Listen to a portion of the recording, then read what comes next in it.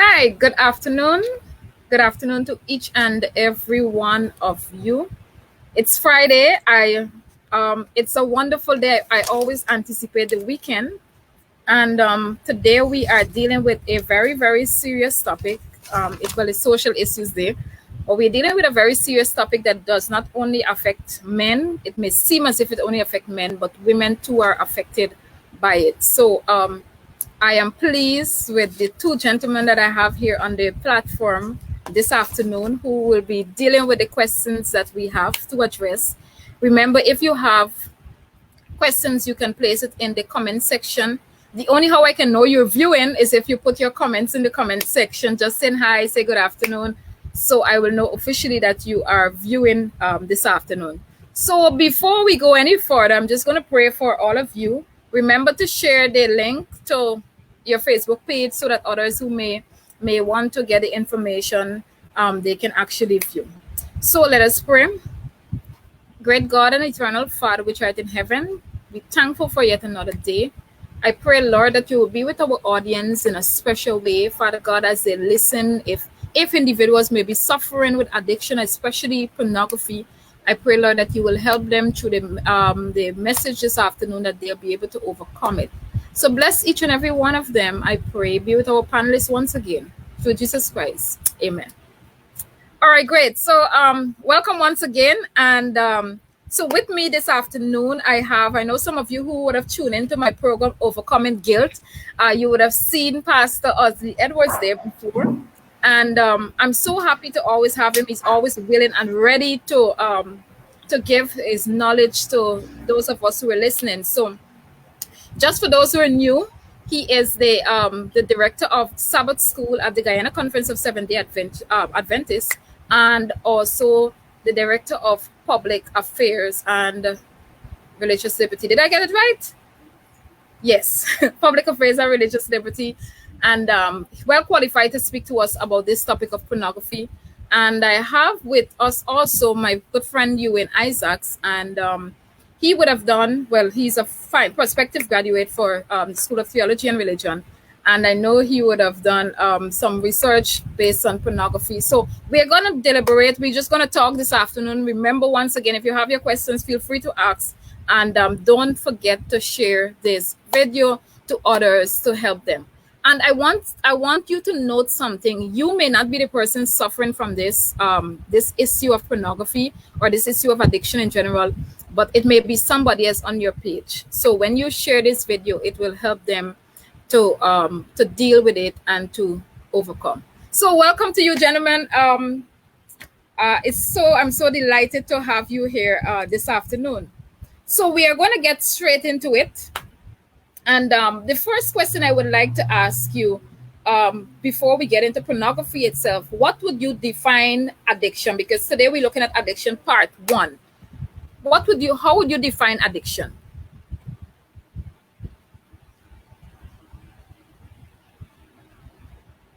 All right, so it's only the two of you. So either way.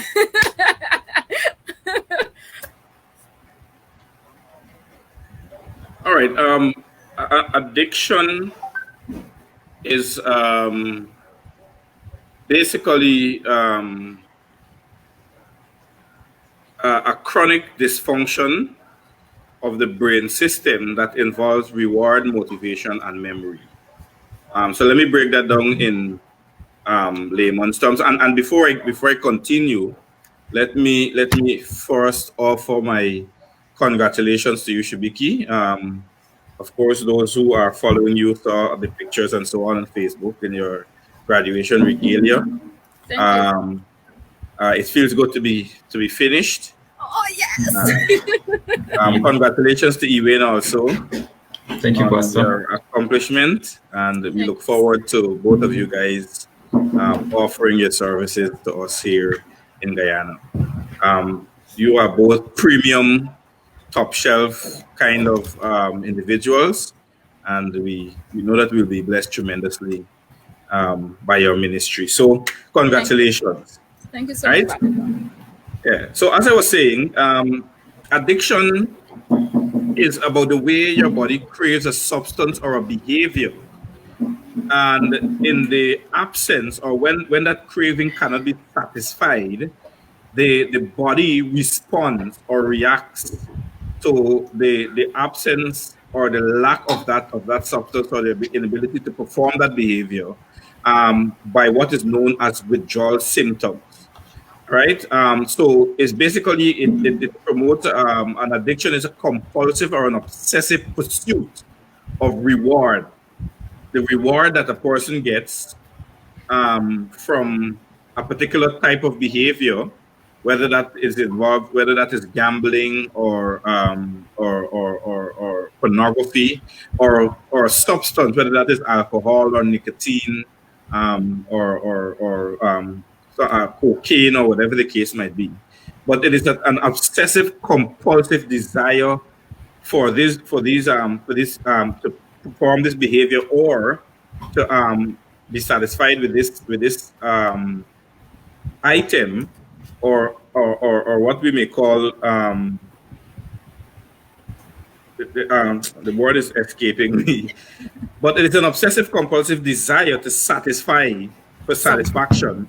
And when I can't get it, my body reacts, in various ways, which we don't have time to get into right now. So that is my understanding of an addiction.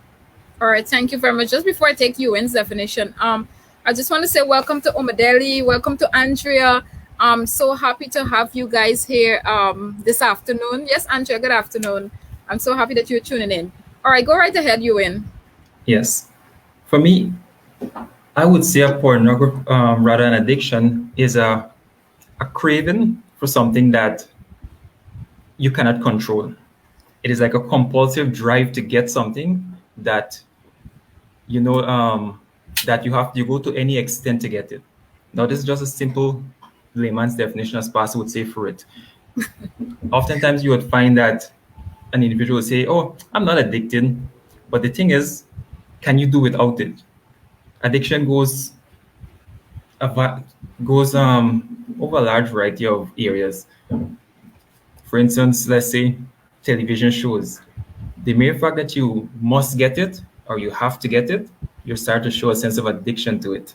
Now, the addiction has different levels that we'll get into later, but that's basically what I think an addiction is. All right, so thank you so much. Hi, Dion. Welcome. Good to see you here this afternoon. And so it brings me to my next question, where that our program is mainly based on this afternoon. So what is, I know pornography has been the thing on the go. Sometimes you just click the internet, you checking for something, and a pornographic scene comes up. So in your definition, how would you define pornography? Pornography for me, I would say, is any form of nudity. It comes in different kind, whether softcore, hardcore, but any form of nudity that exposes the human body to individuals. Any form of nudity. So Yep. let me just ask you this question. So if a young lady walks and she has, let's say, her half of her breast outside and her legs outside or whatever, would that be defined as pornography too? No. All right, pornography would be the printed material. You can either have it printed or, let's say, online. One of the most popular ways of distributing it is through online media such as the internet.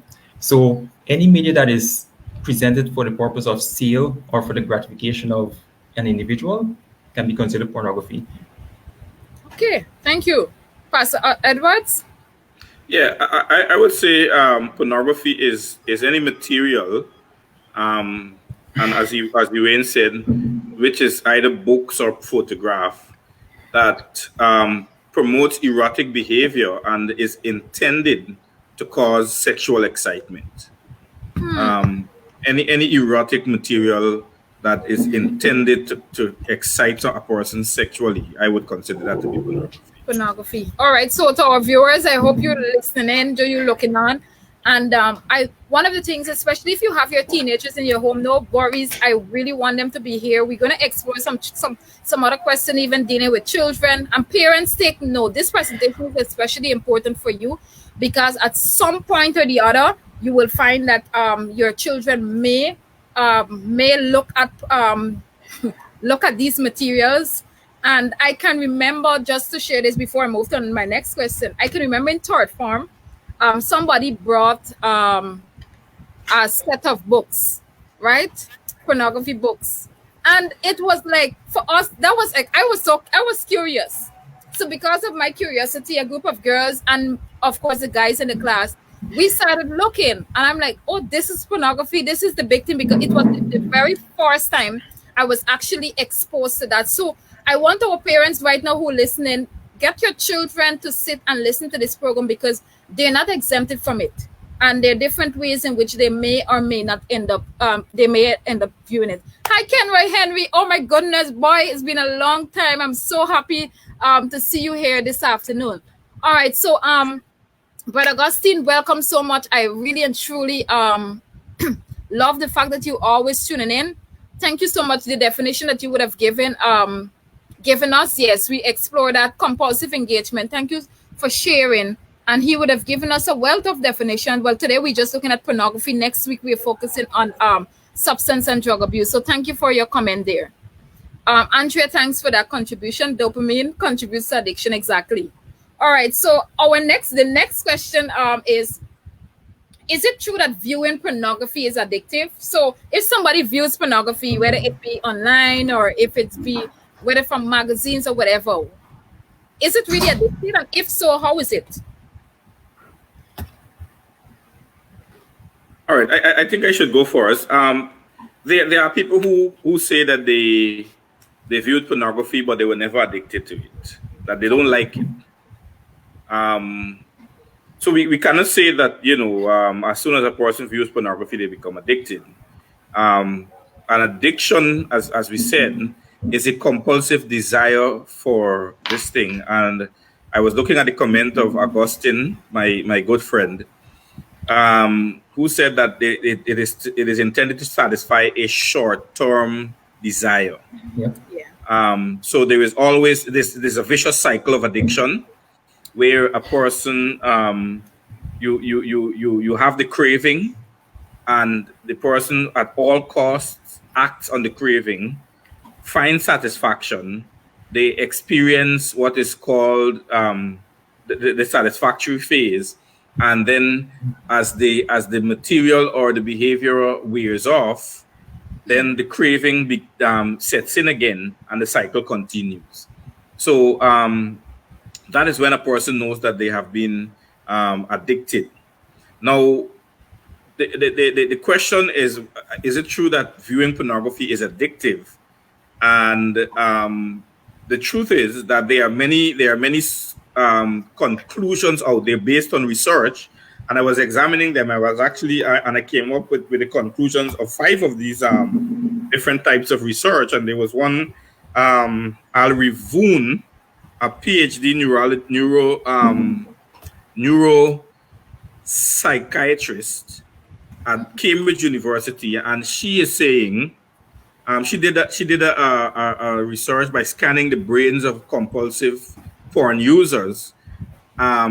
She did an MRI scan while they viewed pornographic images, and her conclusion was that it was similar. The patterns of brain activity was similar to people who were substance abusers and and those who are using drug paraphernalia. So her conclusion is that the people who viewed pornography, based on her research, displayed the same types of brain activity as those persons who are hardcore drug users. Right? Of course, that was contradicted. That position was contradicted by Nicole Prowse, who found that there was no real spike in the brain's electrical activity of those persons who watch pornography frequently. And so she refutes what Voon said. Mm-hmm. And then in 2013, a group of researchers at Leicester University pointed out that a penchant for porn may be more a compulsion than an addiction. So the issue has been receiving treatment from various perspectives. So some are saying that it's not really an addiction; it's just a compulsion. While others are saying it is a hardcore addiction. And well, the APA, which is the American Psychiatric Association, lists pornography as in fact, they list online internet gaming as a potential addictive behavior, but not pornography. However, some Interesting. neuroscientific literature did a full work on a number of researches on the issue of pornography, and they have concluded that the same issue that people experience who are into online gaming or internet gaming, the same signs were displayed by people who are into internet pornography. Wow. But the American Psychiatric Association is saying that internet gaming is a potential addiction, but not internet pornography. So there are many schools of thought out there. But what we can see running through all of them is that we have quite a number of people who are unable to control their desire to interact with pornographic material. Wow. Thank you. Wealth of information there from research Yep. base. You and what do you have anything to add on that question? To add to that Yes, question? I agree so much with Pastor Osley, Pastor Edwards. Now, there's always been a back and forth between whether pornography is actually an addiction or just a compulsive usage. Currently, the DSM-5, that is the Diagnosis Manual for Mental Health, currently does not categorize pornography as an addiction. They're saying that it's not possible for you to get addicted to it. You just have a compulsive usage. But individuals who use pornography, they exhibit the same symptoms as individuals who are addicted to drugs, the same effect that heroin, marijuana has on the brain, the same pleasure reward system, the same is exhibited whenever an individual uses pornography. One individual, I think Pastor Osley mentioned her name. She did a research on the way the brain responds to pornographic images. And the areas that light up is the same areas that light up when an individual is hooked on alcohol, drugs. So pornography triggers the dopamine release in the brain. So dopamine and serotonin is released regularly. So what you realize is that the more somebody uses it, they reach a certain level.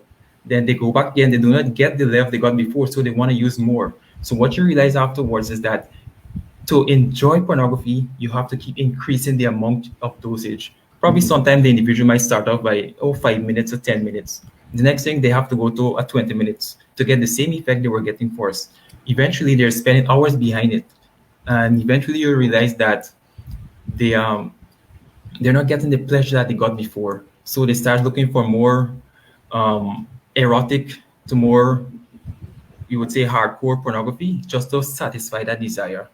I remember when I was doing my research, one individual said that regular pornography was not making it click for him. He had to get hardcore one. And he went so far as to start looking at children porn, gay porn, and all the different kinds just to get that feeling that he got first. And I even remember when a man came to our class, remember when we did substance abuse education? Yeah. And he said that he was addicted. And what he realized is that every little thing triggered his addiction. Every little thing that reminded him of what he experienced, it triggers his addiction. And it's similar with persons who are addicted to pornography. They're gonna say, all right, I'm gonna stop. But then they're on the internet. There's a little ad that shows you a little woman probably just her laundry. And then next thing you know, you're looking at it. Eventually it shows you another one, and then you back searching again for it. So it's like things trigger it, and you're always in the process of recovering from an addiction. Wow, that is so deep. Thank you, gentlemen, for sharing that. I need to that gentleman there. I really need to have him a day on my program. I'll work hard to see if he can come and deal, especially when it comes to substance abuse next week Friday. Hopefully, I don't know if I'll get you to him, but I think his testimony will be so valid because of the amount of the wealth of experiences he had personally, and so he can share how he had actually gone through the process and what he would have done in order to help with the addiction. But interesting when it comes to the research, Brother Augustine, I definitely will need you on my panel one of these days. So please send me a message. I will definitely bring you on. Thank you for the contributions that you would have shared. Well, because of time, we will not read all, but audience, you've seen it, read it. I know indeed one thing I can sum up is that with God, all things are possible, no matter how we look at it and what we discover. Until everyone, it's good to know that you're viewing this afternoon. I'm so happy to have you. Hi, Miss Jamir. Welcome to the program this afternoon. So the other question is, why is there such an unhealthy obsession with pornography? Um, what is your say on it? Because I know people have their different views on it. Why is it such an unhealthy obsession? Go right ahead. Okay, I'll go first. For me, I believe it's the effect. Now, the thing is, many individuals who are addicted to pornography, they actually started during their teens. And what happens is that when the brain is exposed to pornography at a young age, you cannot differentiate the effects of it. Now, at first, curiosity might draw an individual to it. So they start watching at it, but then they realize that it feels good. And then they, I could say, whenever the stresses of the teenage era is on a child, they're searching for their identity. And so when they use these things, it creates such an impression on them that this is how you get pleasure. It changes the way they see sex, how they see sexuality, and it makes them to think different about the whole aspect of sexual intercourse. Now, when an individual becomes hooked on pornography at a young age, they're basically hooked for life. Pornhub often brags in their statistics that they have some of the largest viewers, and they will show that the age group of their viewers are between 18 to 30 years old. I think in my research, about 38% of their viewers were within that age group. Now, what they're saying is that once these individuals start at a young age, they're constantly looking at it for the rest of their life. And it becomes money is involved in it. So there's constant inflow of money for them once the individual starts at a young age. So that's why you realize that to get to these sites is very easy. Individuals have to make a mistake with the wrong keyword in a Google search, and they're hooked on it. Now, as an individual continue to use pornography, there's a lot of effects that happen to the individual's body and their mind. As I said earlier, their view towards sexuality changes. And as they continue to use it, their mind is also affected. I remember sometime back, we were reading in Elway's writings that you would get blind and experience other mental illness from using pornography and participating in masturbation. And as a child, that scared the life out of me because I couldn't imagine that happening. So I'm thanking God that during my time, pornography was not so easy accessible. You had a dial-up connection, so it took a while to download it. But what happens is that your mind becomes hooked on it, that every individual that you look at, you start to sexualize them. Particularly for men, you sexualize women. Everybody you see, you try to start undress them in your mind. What do that person look like naked? How would they look doing this, or how would they look doing that I saw yesterday? And so you're walking on the road, and every individual, whether they're dressed skimpily or not, you're starting to see them as a sex object. And that's something I noticed with a lot of young people. Even when I used to teach individuals and you listen to boys talk, you realize that that's what they're thinking. What if, what do they look like doing this? What do they look like doing that? And that is why you often find that they're always trying to get girls to send, those kind of pictures, revealing pictures. So there are a lot of things that pornography does to the mind, and there's some more pervasive effects that we'll mention eventually. All right. Cool. You and I think you really, I honestly, I mean, because I've worked with you over time, I mean, with the semesters before, but I am saying this publicly. I think it's something really and truly, maybe we'll have a database set up. One day I'll have a poll on Facebook or something, but we need to get this research going so that persons can be a little more edified, maybe print out the research and let them know exactly how damaging it will be. Carver, welcome. So Pastor Osley, over to you. Let me hear you on this now.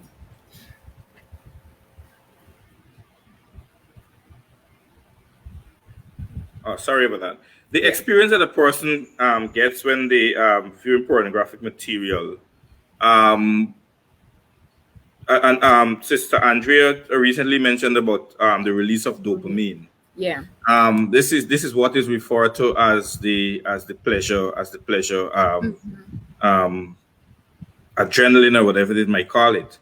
Now, with the constant release of this dopamine in the brain, it causes the brain to be wired a certain way, to expect a certain thing, because it makes connection with other things, as Euwayne was saying just now.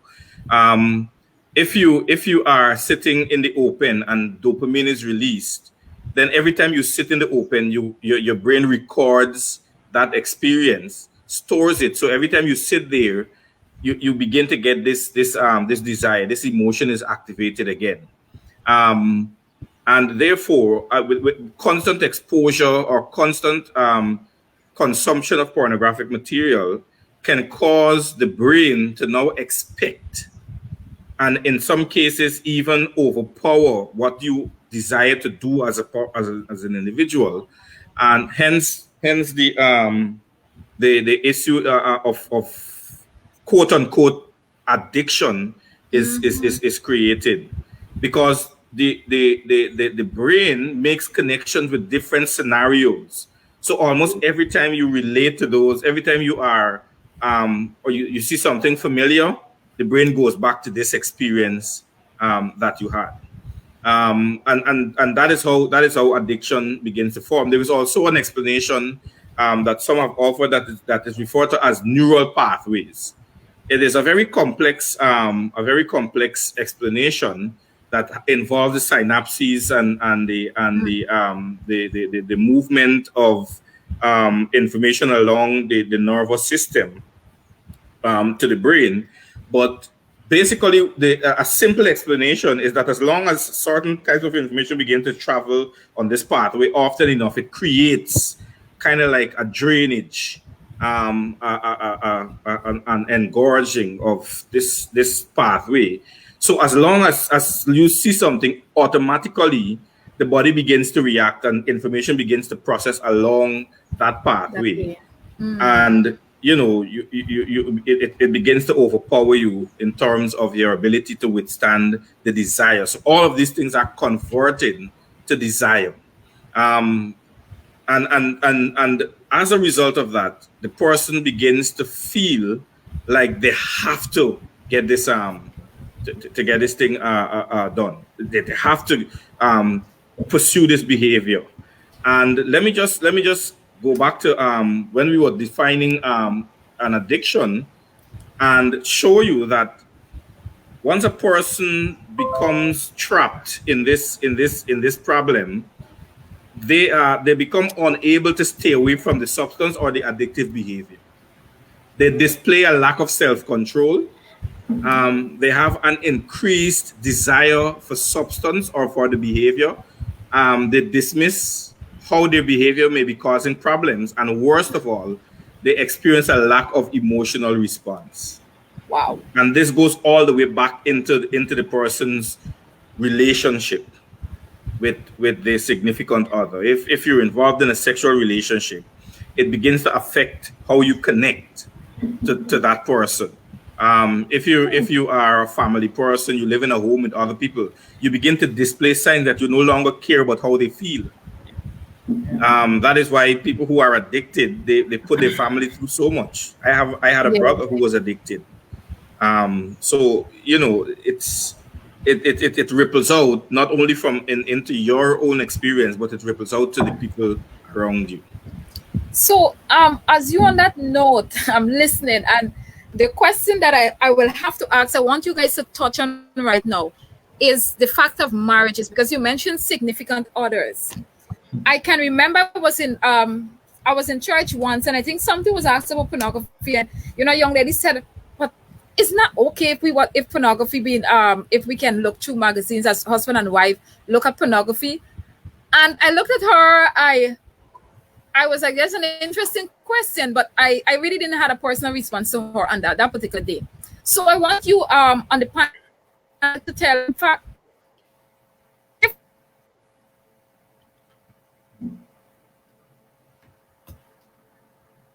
think we lost Shibiki there. Internet is Say low. husband wife is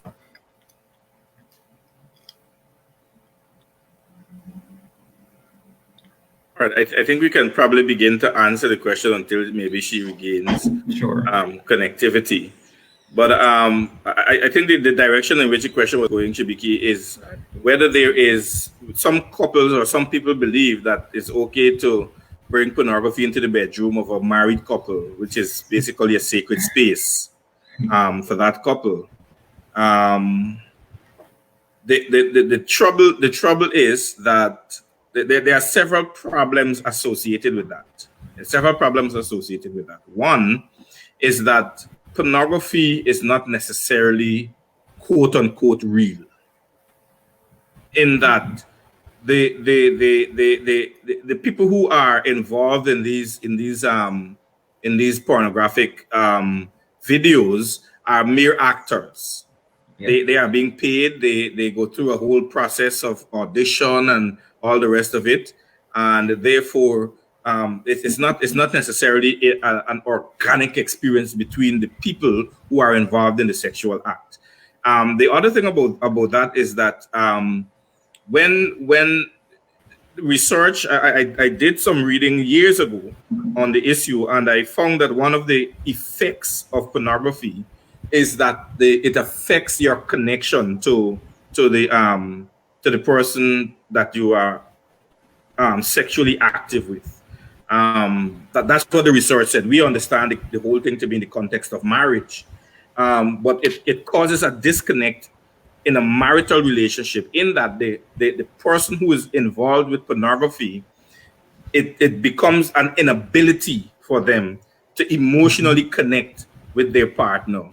And of course, there is also the issue of performance, where our minds are conditioned to assimilate to whatever we saw in the video. And if the person is if my the person that I'm involved with sexually is not performing the way that person on the video is performing, then I feel like I am not enjoying the whole encounter. I feel like the person is not into me sexually, and I feel like I am not into the person sexually. So these are some of the effects of pornography on marriage. Of course, people feel that you have to do it in terms to be able to get a person to be stimulated. If a person needs external stimulation in the bedroom, then that is the expression of a much deeper problem. I agree. wow. Oh, I thank must you. agree You with, want to touch on that? yes, I must agree with Pastor Edwards. Now, performance anxiety kicks in when you watch pornography, because what a lot of individuals don't realize is that one sex scene might be shot over 5 days. Yeah. So when an individual watches a 1 hour performance, they will not know that that 1 hour performance took 5 days to shoot. So a man is going to be thinking in his mind that I'm not performing the way these individuals perform. And the wife is seeing how these individuals perform so long, but her husband cannot perform to that length of time. She's going to feel he's not doing it the way they are doing it. He's not giving me what I need. So he's going to be forced to use stimulants or whatever it is, Viagra, other things to help to improve his performance. Now, another thing I realized, one of the articles I came across when I was doing my research, is that married couples experience a sense of tension whenever they're not able to perform the way individuals perform in the pornography videos. So it creates added pressure on the man. And the other thing is, a lot of the things that might be done in the pornography video might not be so acceptable in the home or in the marital bed to both individuals. And the more an individual watch it, they start to think, how would that feel? What if the what if factors comes in again? What if you try that? What if you did it this way? And the thing is, if one party decides to disagree that I'm not going to do that, the individual still has that desire in their mind. And eventually they start to seek out other individuals who would want to do it, who would want to fulfill this sexual desire that they develop from looking at pornography. And so that creates a desire that they will go to all extent to get. And because they're watching pornography and they're getting an orgasm from it, most times they realize that the wife is not necessary. I can get it without having a wife. I can get it without having my partner around. So when I'm feeling bored, when I'm feeling like I need a release, I just go turn on my computer, or my phone, whatever it is, and I watch. So the other individual is probably in bed having the desire, but I'm not feeling that tonight. I'm too tired. I'll just watch it and I'll get my satisfaction there. And so that is one of the dangers that happen when a couple decides to bring pornography. And frankly stating, pornography is of the devil. You cannot bring something unholy into your marriage and expect God's blessing to be on it. Pornography is adultery, fornication, everything of the devil. And you're going to bring that to learn to do something that God bless. No, that doesn't sit right with me. Yeah. So so if we can we conclude that that well, let me be very careful how I'm doing the conclusion here, but is it possible to say that many of the sexual issues that we have right now in marriages where between husband and wife, could it possibly be that most of it may stem from pornography addiction and maybe either partner doesn't know? I would not want to say that. I would not want to make a blanket statement to say that because there are many things that could cause issues in marriage. It could simply be communication, but some persons think that you're not performing well, so they go and look at a video to learn how to perform. But Okay. in some cases, if an individual communicates better, say how you like it, say how you prefer it. And I remember one of my favorite pastors, he always used to say that sex starts in the kitchen. Sex starts in the kitchen. So when you communicate and you share and you have something to bond over, it makes sex special. But watching pornography to enjoy sex, it doesn't work for me. I can't imagine it. And because you might just think you're having sex with your wife, but in your mind, you're actually visualizing yourself with the other individuals that you see in that video. Yep. Right. Thank you for sharing that, Pastor Osley. I don't know if you have anything to add on that. No, I think I spoke to the issue earlier. Okay, great. All right. So the other thing is this. I know you when you would have mentioned. Well, no, I don't think you mentioned a bit about it, but in terms of, I know we've been speaking a lot about males and everything. I don't know from your research you would have done. Are females addicted a lot to pornography?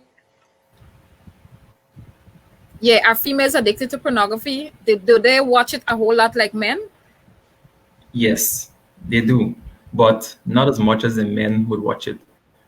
Research shows that 9 out of 10 young men, that is 87%, watch pornography regularly. And 31% of women, young women, watch pornography regularly. So there's a vast difference, and that is simply because of how our brains are wired. Men, we love to see things. Women, it's a completely different wiring. Only God understands it. But for men, we are visually stimulated.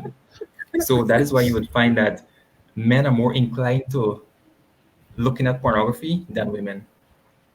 And another thing, if you notice in the majority of pornographic videos, women are treated badly.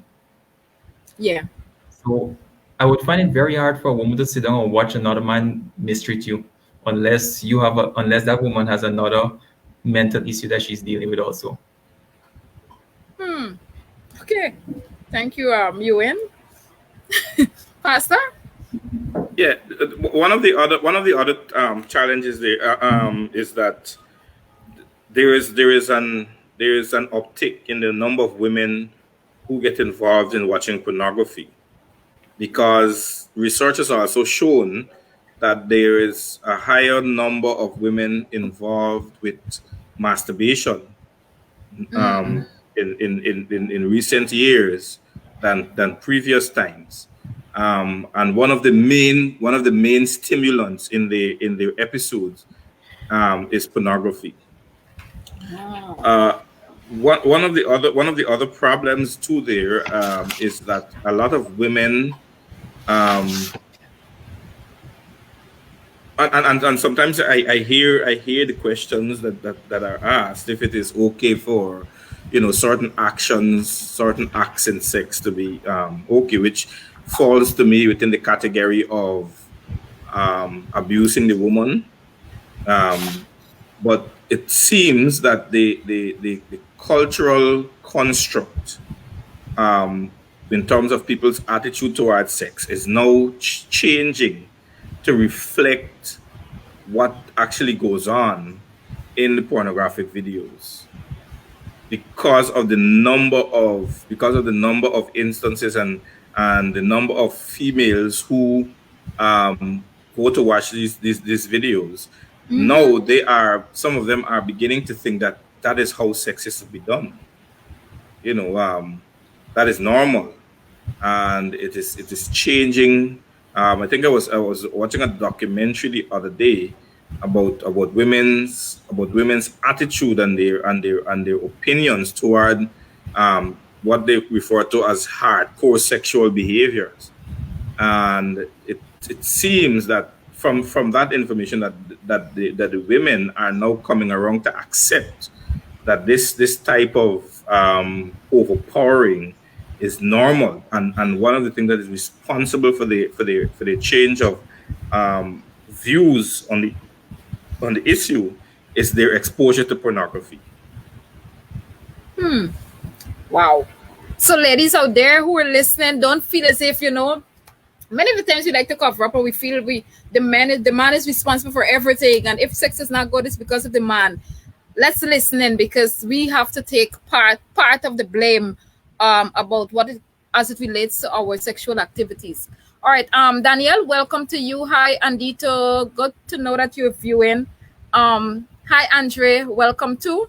So the other question, I know Danielle made a point here. Porn addicts tend to have a higher climax of ecstasy when watching porn compared to that of actually having sex with their partner. Yeah, that is so Yeah. so true.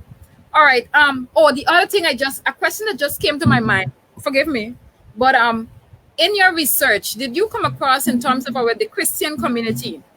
What's the percentage in terms of pornography usage? I don't know if you came across any research like that. Because hi, Andrea, by the way, I don't think I mentioned you. Welcome. I want us to look at the Christian community, because many of the times we feel as if Christians don't look pornography is only a non-Christian activity. Can you guys touch on that? Okay. Well, my entire research was based on pornography usage in Christian colleges and universities. And the result Christian, was say that again. Christian colleges. Christian colleges and universities. Okay. And the result was alarming, to say the Wow. least. Now, what I gathered from my research is that a lot of individuals stay to themselves and they suffer with it. They would not come out and say that I'm an addict. They would, because if you come out and you say that, persons look on you like, geez, you have a demon on you. And especially for individuals around the age from, let's say, around 16 to 30, to cope with the university stress, to get by in life, to, let's say, a lot of individuals want to be virgins on their wedding night. A lot of them, because they have these desires, instead of going out there to have sex with women and risk getting STD or even getting pregnant, they would stay home, use their devices, and just watch pornography. And it helps to release their stress and the built up pressure and get the release that sexual intercourse would give. Now, another thing I realized is, well, from my experience while working on campus, one day I was at my desk and a student came to me and he was frantically trying to get onto the internet. And as usual, he came to me to help him. Addiction. So when I pressed the reset button on his phone, I saw the last a few tabs down the web browser. He was looking at at some kind of pornography, but it was along the area of gay pornography. Now, I was shocked because at that time, pornography has been out of my mind for a while. But at that time, it clicked, and I realized that, you know what? That individual is experiencing some challenges. But it was hard for me to communicate with him because he speaks a different language, because he was not he's not from an English speaking country. So, and that is when I started thinking back and I ended up doing the research on the topic. And what I realized is that the pressure of university is so much that individuals use this as a coping mechanism to Hmm. cope with the stress, the assignments, and so on. They're spending so much time behind the books that to release that stress, they just decide to go and look at pornography. And I know the stress. And it's only at that time I realized that other individuals use this as a coping mechanism.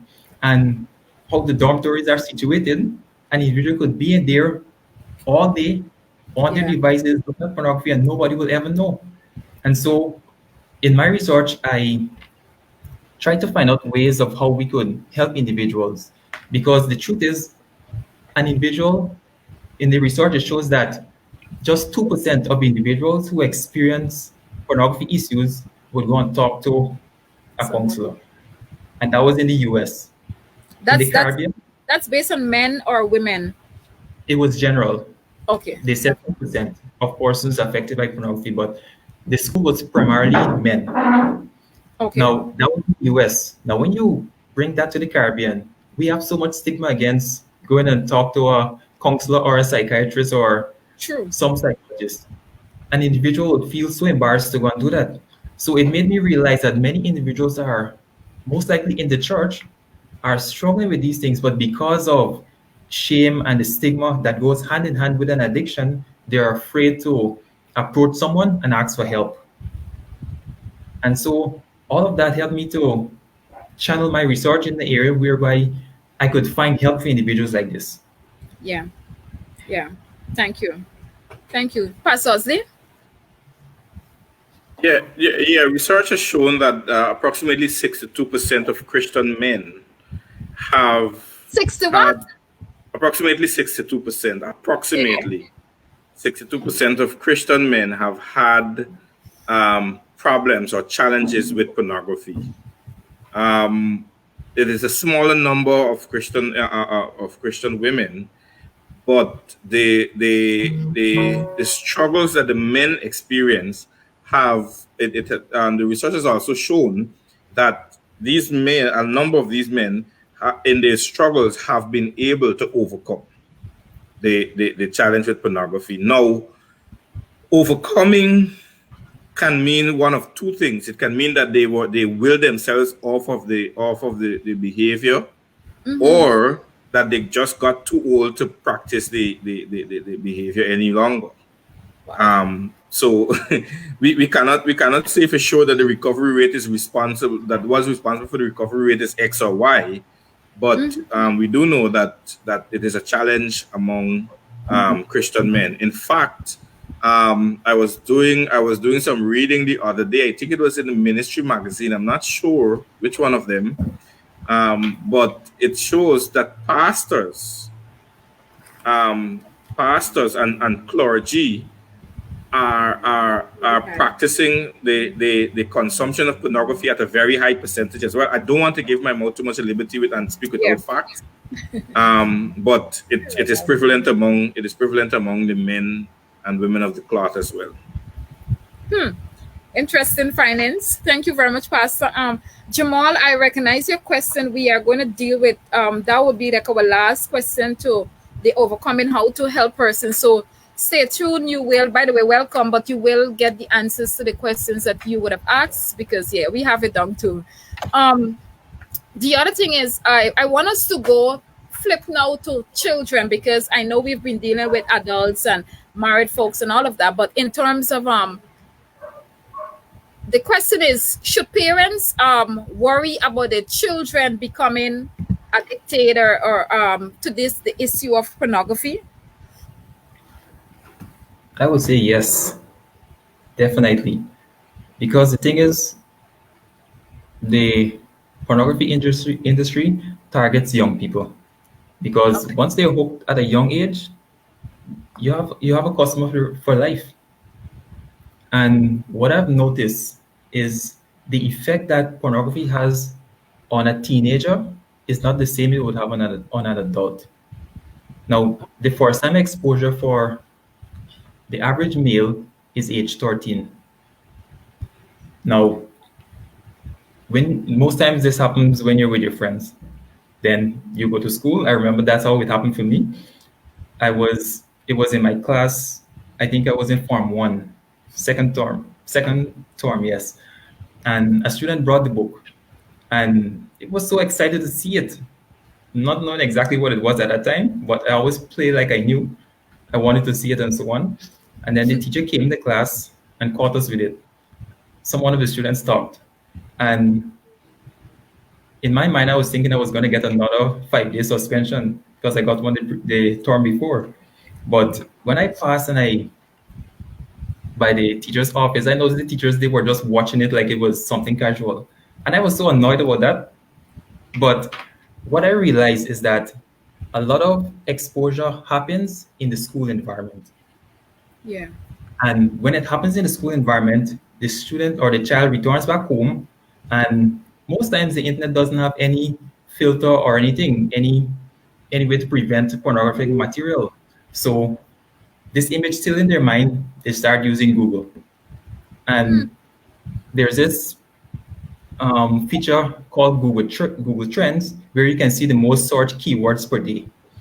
And during my research, I pulled that up and I analyzed an entire year of how the keyword porn was searched. And what surprised me is that during the period when school is closed, pornography or the word porn, the keyword, spikes to over 80 search. Now, you know how they would have trending on YouTube? Yeah. It meant that the word PORN was typed in Google search more than 80%.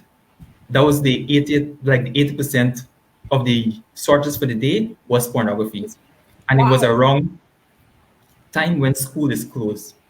Now, that could just be teachers also, but teachers also searching when they're home. But I would want to think that students also spend their free time looking at that when their parents is probably at work. So I would often encourage parents, pay attention to what your child looks at on YouTube because once their minds are hooked on pornography, it's very hard to get them off of it. And being hooked at a young age would damage them in adulthood because pornography automatically leads to masturbation. Frequent masturbation automatically leads to sexual dysfunction. Sexual dysfunction leads to individuals wanting to use all kind of stuff to be able to perform better in their bed. So it starts a chain of events that starts at a very young age. I'm thankful that in my time and past Osley's time, we only had dial-up internet connection.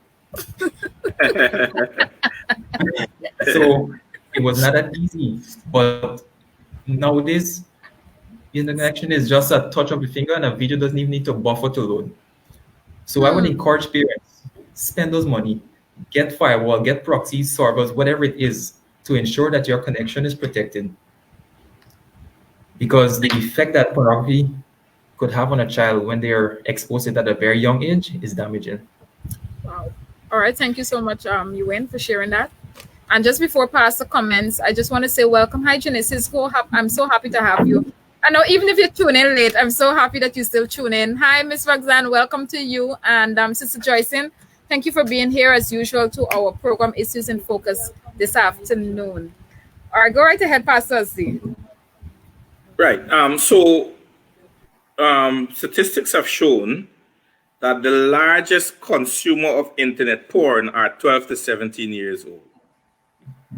The largest consumer, 12 to 17 years old, which is alarming. And it's a real challenge because a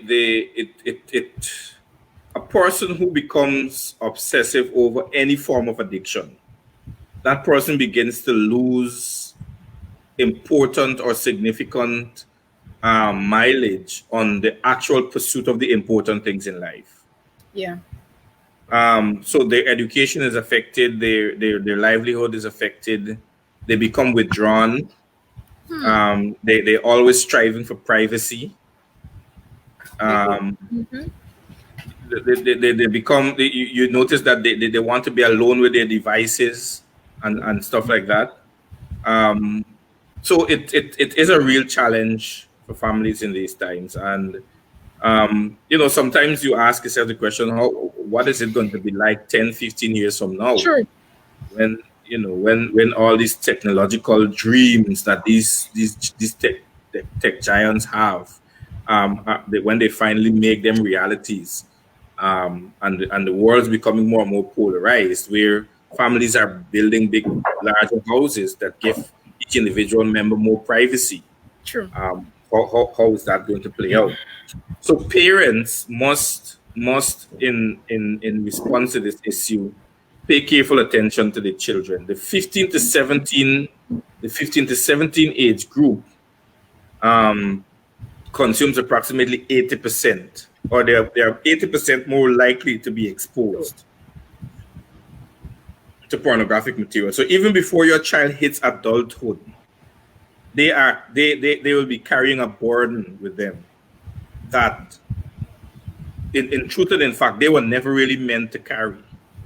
Hmm. And think about the fact that they have not gotten into any really serious relationship as yet. That is a baggage that they are carrying into that relationship. Yeah. And it seems that the relationship is going to fail even before it begins, Hmm. dead on arrival, because of the fact that you know some Terrible. the corruption that has taken place in the minds of these children. Because let's not forget the fact that the person is considered a child up until 18 years old. Yeah. In fact, they're now saying that it's 20. So you are basically an emerging adult after you pass 18. Hmm. Right? So Interesting. that's a real challenge, for families. And one of the things that also aids or abets the kind of behavior, or this challenge for children, is one that a lot of parents would prefer not to tackle the issue, because in their minds they prefer not to know whether or not the child has been viewing pornographic material. Interesting. The other challenge that parents confront is that if they find out, they are incapable To of deal with. emotionally incapable of handling the problem. Yeah. And maybe sometimes that is the reason the child cannot tell them that I have a problem with this, because they know that the parent is going to throw a tantrum, they're going to blow the roof off, and right, their response will be an emotional meltdown and that kind of thing. The other problem that causes the problem to persist among children is peer pressure, and you hinted it earlier. It is when they go to school, the popular kids in school reported that they did this or they did that, and they saw this or they saw that. And now all the other children believe that it is normal to do this because the popular kids are doing it, therefore Yeah. it is normal.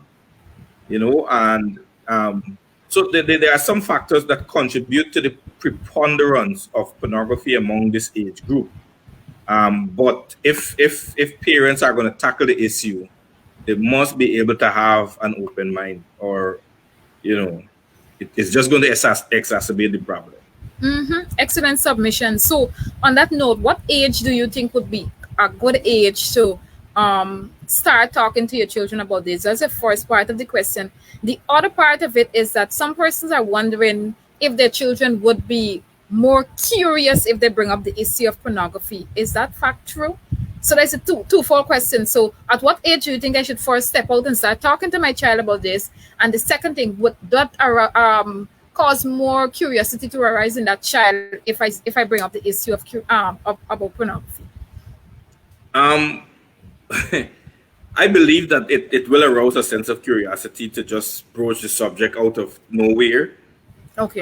If the child doesn't have an informational back channel on the issue,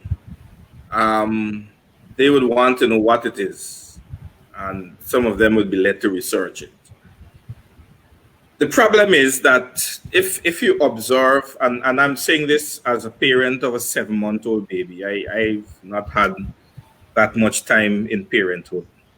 So Yeah. I cannot speak with any sense of authority. I don't know that Euwayne has any child anywhere.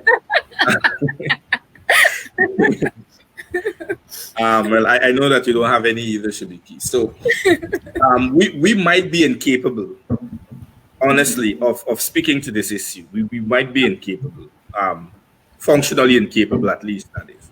But one of the things I have found is that a child who grows up in an environment in the home where they are free to talk about whatever, about anything, the parent will know when the child is exposed to that kind of stuff, because they will talk about it in the home if the environment is conducive to Exactly. that kind of thing.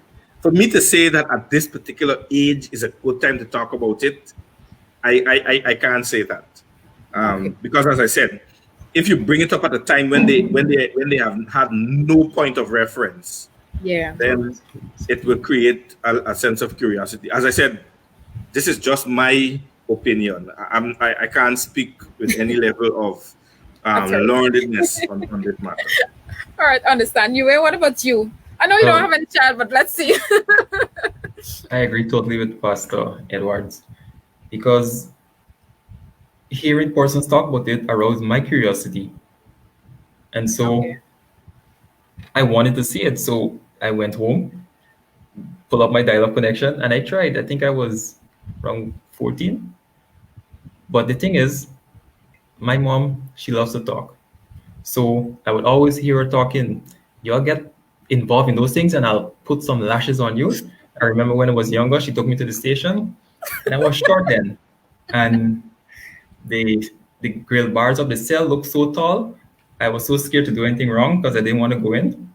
But those things leave an impression in my mind that, you know what, I don't want to go down that road. Yeah. And so parents need to foster an environment where the child can feel free to talk and ask questions. They can come and say, "Mommy, I saw this in school yesterday. The children were doing this," and then the parent at that time would be able to guide them in the right direction.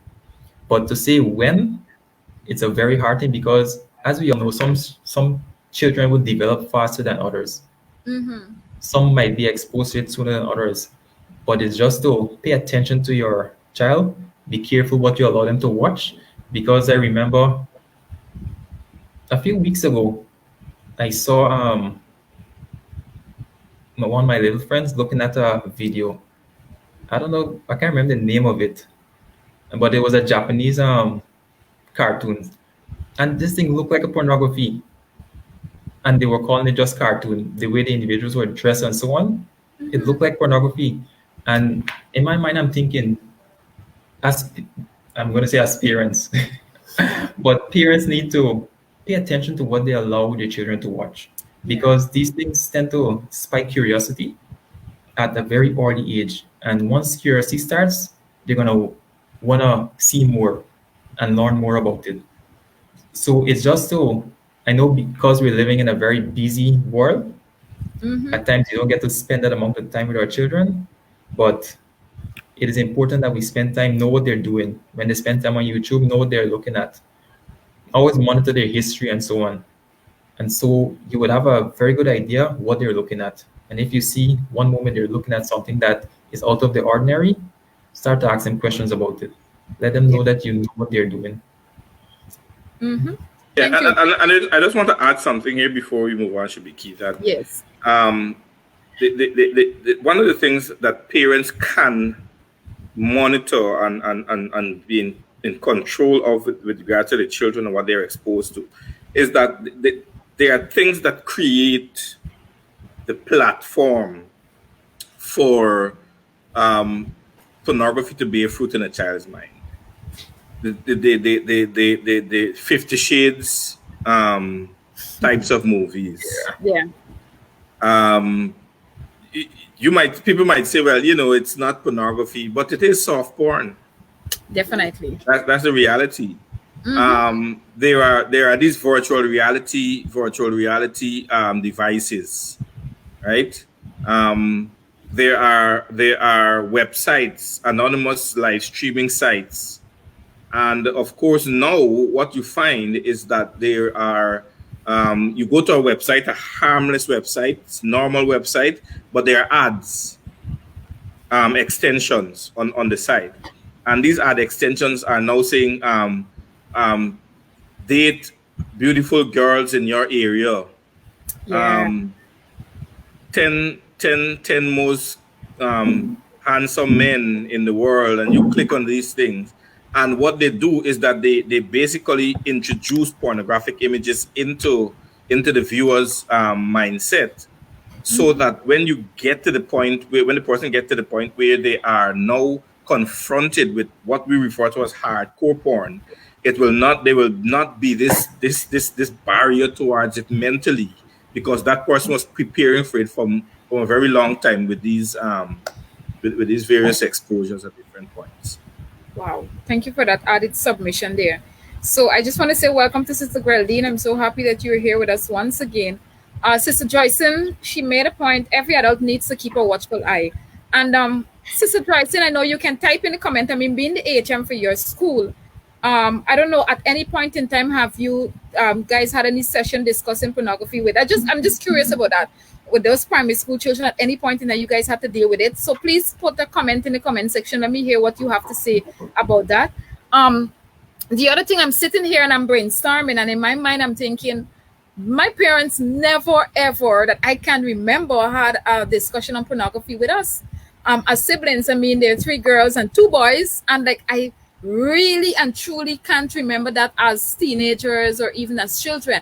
Yes, mommy would be very frank and open when it comes to sexual intercourse and relationships, but when it comes to pornography, I can't remember hearing that at any point in time. But and so, as I mentioned before, after third farm, I never watched porn again because I never had internet access to see any other thing, and it was more of a printed form. So, well, I can't say about my brothers if they watch or if they don't watch, but it was never really like discussed in my home for whatever reason. All right, and it brings me to now Jamal's question that you want that we want to deliberate on as we wrap up, because I think this is one of the things that's most important. Oh, Jamal made a point in terms of educating. They need more to be more educated on that particular point, and that is why I'm saying, folks, for all of you who are viewing right now, if all of you share this to your page, it's a matter of this program was not meant. It's less of promotional, it's more informational. So my thing is this: if everybody share it to their page, there might be somebody who may take, because some persons have been messaging me, I miss your program, but then during the nights I sit and I look at it, right? So there might be some young man who may not want to view publicly because he may feel as if, or young woman, they may feel as if, people they're watching and people may think as if they're addicted to porn. But then share it on your page, so in individual's personal time, that they can actually go back and actually look at it. Andrea made a point here that different generation now educate your child no matter how old they are. All right. Well, Andrea is she's a mother of 2, maybe 2 girls, little girls. So I guess when my God's husband and I marry, and I have my husband and I would decide what age maybe we can start bringing up that day concept of pornography and having a discourse with our children. All right, so the question we really want to deliberate on this afternoon is in terms of helping people to overcome this, whether it be the compulsive disorder, whether it be addiction, whatever researchers would term it as. But how do we help people practically to overcome this issue of pornography?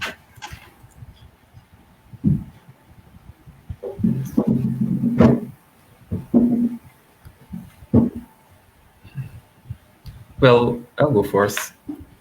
The thing is, overcoming pornography is not as easy because remember, it's an addiction. Yeah. Some programs such as Porn Addicts Anonymous, they offer a 12-step program that helps individuals to overcome pornography addiction.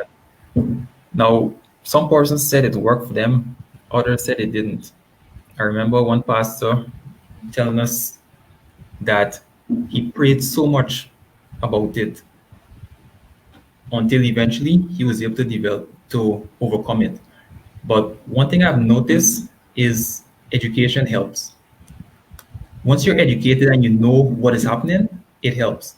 So another thing along with education is the will. Ellen White always says that the will is the governing force in the human mind. Always remember that quote. And if you notice, the individual who came to our class and he talked about his marijuana addiction, Mm-hmm. one thing that kept him going was he wanted to see his daughters. Yeah. Until an individual recognizes that what they're doing is bad and they reach this point where they want to get over it, they will they will work towards getting over it. They will stick with recovery programs. I also remember reading an article, and the guy said that the only thing that one of the things that he tried to actually overcome pornography was deepening his relationship with God. Okay. Now, what happens is that the things you feed your mind tends to create footholds so that you can become addicted to pornography. So what he did, or what he started doing, was changing the way he saw pornography. Instead of seeing it as something that entertained him and made him feel good, he started looking at it as damaging. He started to look at the women who were being mistreated and felt sorry for them. And gradually, he said that he felt that his arousal started dropping. So every time it's a behavior modification technique he was actually trying, but he didn't Yeah. know. So he was actually changing his thoughts towards pornography, and by prayer, he was able to overcome it. But I must say that when it comes to addiction, you're never fully recovered. You're always recovering Recovering. because Yeah. that individual, even though he says that he has overcome it, things can actually trigger it. Because what happens is, like, if a stressful situation comes back in his life again, and let's say he finds no way out. For instance, I even came across an article a few weeks ago that says, due to the pandemic, pornography usage is on the rise again. Hmm. So let's say for him, let's say he loses his job and so on due to the pandemic, and he's home doing nothing to do, his mind is gonna start going back to the things that he did in the past to find relief when he was stressed. So you always have to guard against the things that you allow into your mind. And I think that is the first step in overcoming it. Be careful what is in your mind and change the way you see pornography. If it does not arouse you, or if it doesn't cause an arousal, the effect is reduced because the dopamine receptors are going to be pushing less dopamine, and Yeah. so you're going to find that it's less pleasurable. Pleasure. Mm-hmm. So that's my thoughts for now. All right. Thank you, Euwayne. Hmm. The issue of the problem with finding scientifically proven methods for overcoming pornography is rooted in the fact that many scientific um, communities have not concluded that pornography is an addiction, is a Yeah. form of True. addiction. Mm-hmm. So they will not be enthusiastic about finding a cure for something that they don't acknowledge is a problem. So many people have been freestyling, so to speak, on trying to find the issue. So and big ups to Pompey. Um, but more critical than any other thing, because with the other issues like drug addiction and so on, they begin by saying, acknowledge that you have a problem. When in truth and in fact, those forms of addiction have been identified as addictions, Yeah. which means that you don't even need to acknowledge that you have a problem to know that this is a problem, because you've seen it on display all around. So it is more critical with the issue of pornography to acknowledge that there's a problem.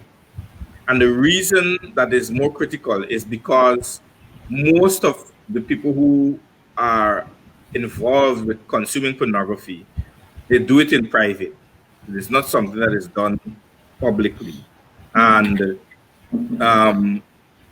there is little harm, especially over the short term or even over the medium term. The physical or the emotional harm begins to kick in the long term.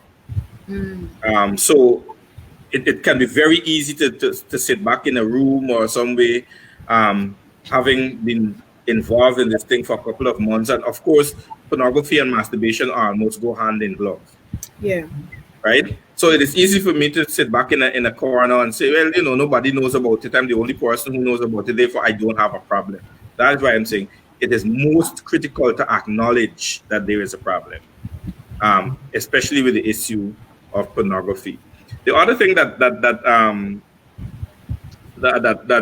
I want to share, and Euwayne was talking about it earlier, know the triggers.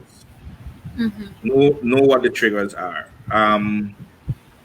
As we were saying earlier, sometimes almost everything reminds you because of the neural pathway that was created and the connection that was made outside, or what is referred to as external stimuli. But there are some specific things that trigger or trigger a person's movement back towards this behavior. So over time, observe yourself, understand how these things affect you, and come up with a list of possible triggers. Once you know them, then you are able to navigate yourself away from them. Right? For example, a person, if your computer is turned facing a wall in the house, and you watch pornography from the computer, turn the computer around so that it can, whoever is passing can see the content of what you are browsing, right? So know the triggers. The other thing is to have an accountability partner. Excellent. Yeah. Have an accountability partner. Now, this is not just any and everybody. For if you're married or whatever the case might be, your spouse is not a good accountability partner. For the simple reason that a person who is invested emotionally in your well-being is not always the best person to be straight with you. Right. To be straight with you, and also to be able to consume your failures constantly. Because there will be recidivism. There will be relapses. So let's take an example. I have a problem, and I go to my wife and say, babe, I have a problem. And she say, all right, I will be your accountability partner. She's expecting that within a short period of time, I will be able to overcome that. If I don't, within a short period of time, then it becomes difficult for her to continue to relate to me, going back and forth on the issue. So the accountability partner is not always somebody that is closely emotionally attached to you. Sometimes the person can be open-minded enough, but it may be best for somebody and somebody who will not necessarily have access to the closest people around you to tell them what's going on. Right? So find an accountability partner.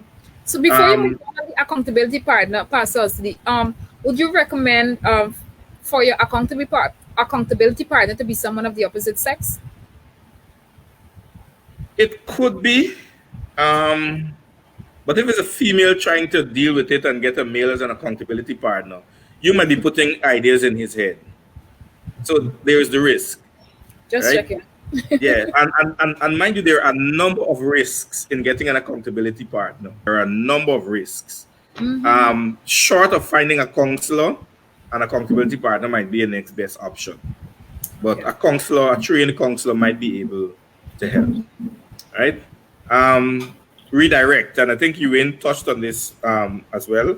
Redirect the experience, the desire. As he was saying, start to see women, a certain way and things like that. But then the other thing is that you can redirect and you can replace. In that, if you are, instead of watching pornographic material, find something else that you are interested in to look at. Instead of watching porn movies, find other movies, other types of movies. Redirect and replace. One of the proven methods of redirection is that as long as a thought begins to form in your mind and you no longer want that thought to be there, just say cancel. Try it. It's very interesting. Okay. Cancel. just say to yourself cancel, and automatically that thought disappears. Okay, interesting. All right. Thank you for sharing some of those solutions. I just want to read Augustine. I have one more to share. I have one more to share. Okay. Set short-term goals. I love that. Set short-term goals. You see, one of the things that some people have problems with, and I've used this I've chosen to use this strategy, having dealt with people who have been dealing with other forms of addiction. I've not known that it works for people with pornography addiction. But for people with other forms of drug addiction and so on, to tell somebody for the next 10 years of your life, you will never be able to smoke a cigarette again is a very daunting outlook for that person. But if you say to the person, try not smoking for the next 2 weeks, they will see it as an attainable goal, and they will begin to strive towards it. And that is how the short-term goals, when you reach 2 weeks, you say, well, okay, I did well. Let me try to go for another 2 weeks. And as you keep racking up these short-term periods, you will then look back and say, but I passed a year already, The other thing about the short-term goals is that the strength of the desire diminishes the more you ignore or the more you overcome. Today, I feel like I want to do this, and I postpone the desire to tomorrow. Tomorrow, it becomes easier for me to overcome it. But if I give in today, tomorrow it becomes harder. So set short-term goals. So those are the things that I would suggest. And of course, we cannot forget the most important thing in all of this: prayer. You have a problem, go and tell God about it. Every time the problem surfaces in your mind, tell God, this problem is still affecting me, Lord. I want help. I need your help. Keep talking to God about it. Even when you relapse, still talk to God about it. All right, so I just want Jamal. Jamal, you said we need a part 2. Yes, we have a part 2 next week, Friday, but just that we're not dealing with pornography next week. We're dealing with substance abuse, drug abuse, etc. And Andrea, I'm so happy that Pastor Charles is an accountable partner. Well, God bless you in that era. I'm happy for you, girlfriend. All right. The other thing I think I really want us to touch base, because I was talking to Euwayne some time ago, and we were just mentioning, I would be very happy if I don't know if it's possible within Pastor Z, you have some authority in terms of what you can do and initiatives and so to start. But like from a conference level, I don't know if there's any system in place whereby our young men can have this kind of like open forum just for men coming together and dealing with hardcore issues like pornography addictions. And if we can have persons who have had real life experiences with this, whereby they can share it.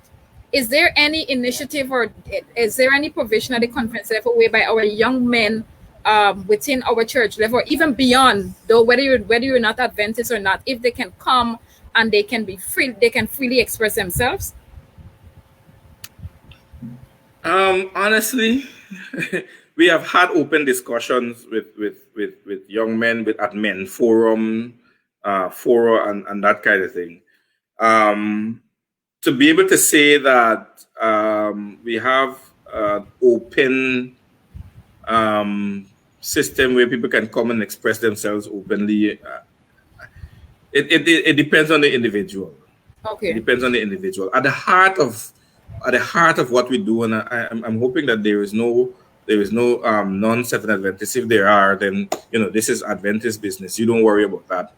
But at the heart of what we teach is this whole our theology takes on a punitive direction, meaning that as long as you commit sin, then there is a consequence, and even sometimes the operators within the system, sometimes we look for consequence. I look for consequence when I do wrong things, when I make bad choices.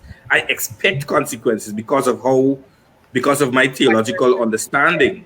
Not realizing that sometimes they are not necessary, and sometimes the Bible says in Proverbs that that he who covers his sin shall not prosper, but whoso confesses to receive it shall obtain mercy. Yeah. So the idea here is that sometimes God does not give us what we deserve. That's grace.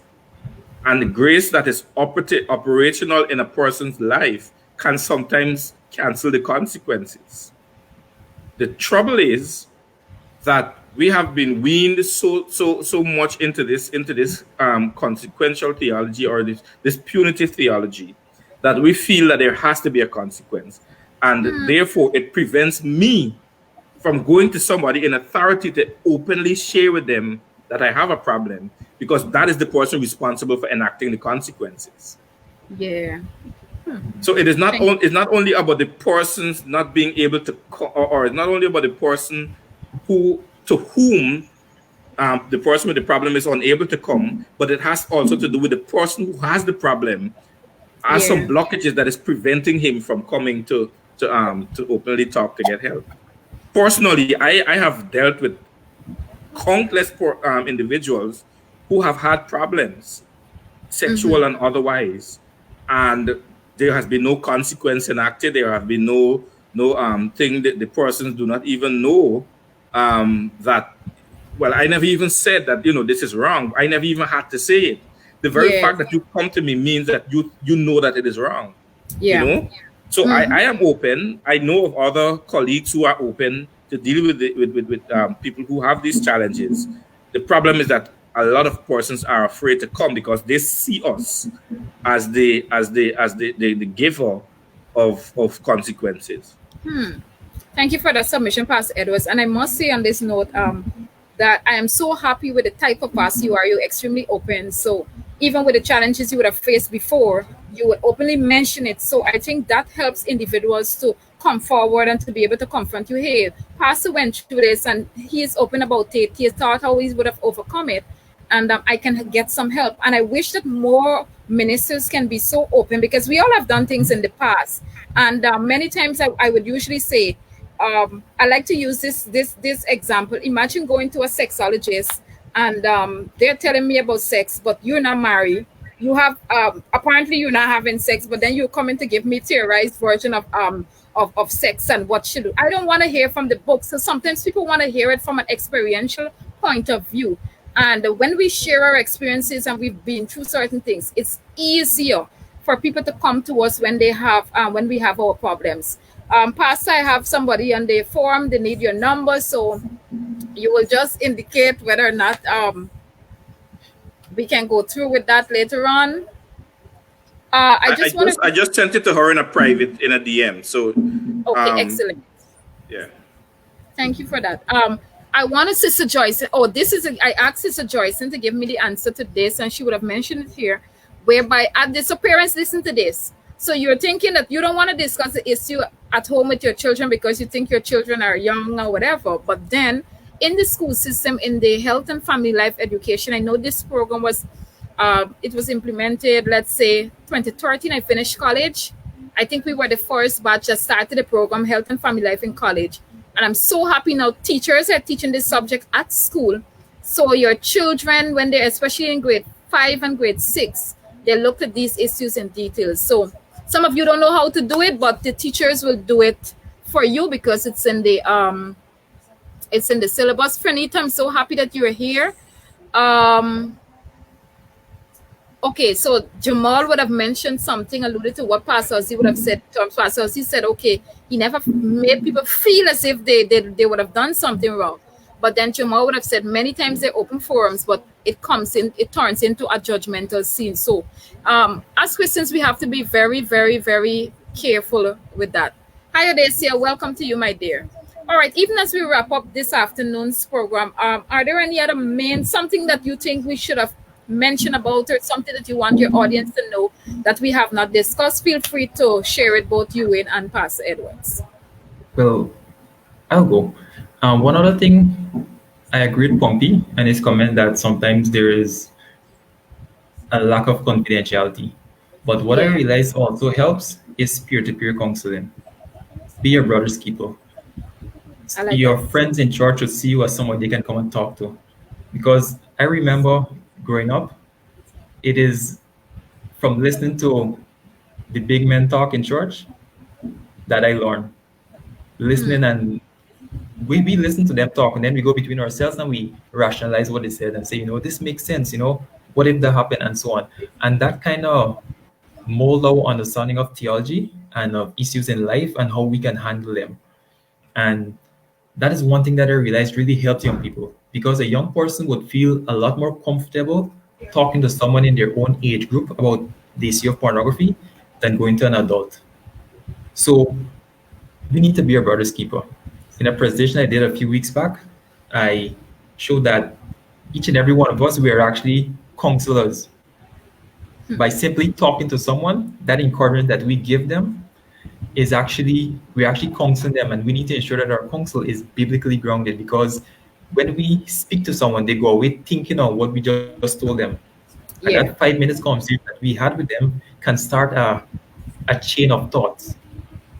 So an individual might come to you, and your encouragement to them can help them to find the courage to overcome that challenge or to face up that challenge that they're experiencing. And another thing I want to encourage person to do is look out for young people. A lot of time we just that is them people children. We yeah, tend to say that, but we got to remember that the community raises a child. A child is not raised on their own. So your influence need to be there. If you see a child is going wrong down the wrong way, stop. Tell them something, encourage them, and don't do it as an attack. Say, young man, I notice you're doing something. Be careful. Be careful. Let them know that you care about them. A child would, or a teenager would never want to hear what you have to say to them until they know that you care. I love that. That's my encouragement. Thank you. I love that. I love that. All right. As we close on this issue, the pornography is just one of the things one of the snares that is set to derail us from accomplishing our true purpose in life. If there is anybody who has been affected, don't give up on yourself. Don't give up on your dreams. Don't give up on the future that you envision for yourself. Keep persisting. And I think I saw Pompey said earlier that you live the overcomer's life. Yeah. Understand that today you win something, you don't get to relax tomorrow. You're going to have to fight again to win again tomorrow. It is a constant process. Condition your mind for the long game, and keep pressing in the right direction. As Ellen White says, keep pressing in the right direction, and circumstances will become your helpers and not your hindrances. Keep pushing in the right direction. As you keep willing yourself to accomplish, to move on, to overcome, you will find eventually that it becomes easier as you continue to battle. All right? So don't give up on yourself. Don't give up on your dreams. Just keep on going. If you have not been exposed to this kind of thing, just take it from the experiences of those who have been there. It is not necessary for you to find out for yourself, because you may never be able to overcome it. So don't go there. Thank you very much. All right. So this has brought us to the end of another session, Issues in Focus with Shibiki Vibers. Just want to encourage you once again, you can share this video to anyone. They may need need the encouragement. They may need the help. Please remember also, I've started some support, one support group so far with some individuals who have been going through issues. If by chance you may be facing something this afternoon and you want help, you want to speak to either Pastor Osley, or you want to get in contact with Euwayne, or maybe if you need a recommendation for a counselor or somebody to help you, feel free to message me, inbox me. I'll try to get you onto at least a pastor or minister so that they can actually help you through the process or refer you if they may about the issues that you're encountering. Remember, we are here for you. Issues in Focus, we're here for you, so that we just want to encourage you to continue to support us and continue to help each other as we continue life's journey. So Sheldon, welcome. I know it's closing time, but I'm so happy that you still came. And Kadisha, welcome to you too. So with that, I'm going to say have a pleasant rest of the afternoon. Remember, join me again on Monday at 2 p.m. 2 p.m. where we're going to discuss the issue of self-worth and self-esteem. We have a panelist prepared already where we're going to go through this topic so that we can help somebody once again. So long, and have a wonderful and a fantastic weekend. I'm going to see you again Monday. We're just going to pray quickly to close. Loving God and Father, which art in heaven, we're thankful for the session that we had in the deliberations. I pray, Lord, that you will be with some girl, some boy, young man, young woman, or adult who may be addicted to pornography, or they're trying to overcome it, but it seems like if there is no way. I pray, Lord, that this program will be able to help them in some way, and moreover, may they turn to you for help, for guidance, and for support. Continue to bless us all in a special way, protect us and guide us. Through Jesus Christ we pray. Amen. Bye-bye. See you again next time.